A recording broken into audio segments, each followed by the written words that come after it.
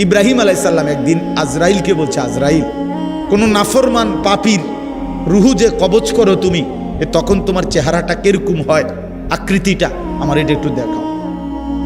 হযরত ইব্রাহিম আলাইহিস সালামকে আজরাইল বলছে, আল্লাহর কসম হে নবী, আপনি সহ্য করতে পারতেন না, আপনি এটা দেখতে চাইেন না।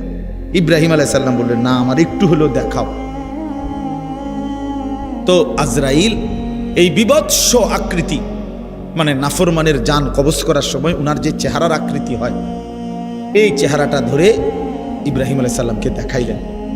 বিশ্বাস করেন, এই কিতাবে আছে, ইমাম কুরতুবীর কিতাব। ইব্রাহিম আলাইহিস সালাম একটা চিৎকার মাইরা বেহুশ হয়ে গেছে।